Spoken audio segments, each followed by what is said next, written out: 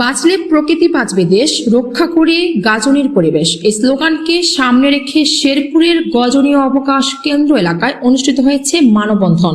প্রতিনিধি জাবালের আহমদ পরশ জানান, শনিবার দুপুরে ঝিনাইগাতি উপজেলার গজনীয় অবকাশ সড়কে পাহাড়ের অভ্যন্তরে এই মানববন্ধনের আয়োজন করে ধরিত্রী রক্ষায় আমরা ও ভয়েস অব পুয়ার পিপল। এ সময় মানববন্ধনে অংশগ্রহণকারীরা জানান, গজনীয় অবকাশ কেন্দ্র এলাকায় অপরিকল্পিত স্থাপনা নির্মাণ, গাছ নিধন, পাহাড় কাটা এবং বর্জ্য ও শব্দ দূষণের কারণে প্রাকৃতিক পরিবেশ মারাত্মক হুমকির মুখে পড়েছে। এতে নষ্ট হচ্ছে পাহাড়ের জীববৈচিত্র্য ও প্রাকৃতিক ভারসাম্য। তারা অবিলম্বে পরিবেশ বিধ্বংসী সব ধরনের কর্মকাণ্ড বন্ধ করে গজনীয় অবকাশ কেন্দ্রকে পরিবেশ বান্ধব ও টেকসই পর্যটন এলাকা হিসেবে গড়ে তোলার দাবি জানান।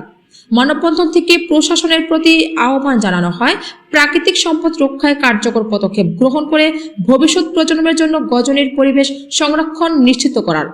এ সময় বক্তব্য রাখেন শেরপুর বার্ডস ক্লাবের প্রতিষ্ঠাতা সভাপতি ও সাইনো নির্বাহী পরিচালক মুগনিউর রহমান মনি, ভয়েস অব পুয়ার পিপল এর সহসভাপতি হাসান ফরহাদ, নির্বাহী পরিচালক জিয়াউর রহমান মুন্না, অ্যাপেক্সিয়ান মোহাম্মদ মমিনুল ইসলাম প্রমুখ।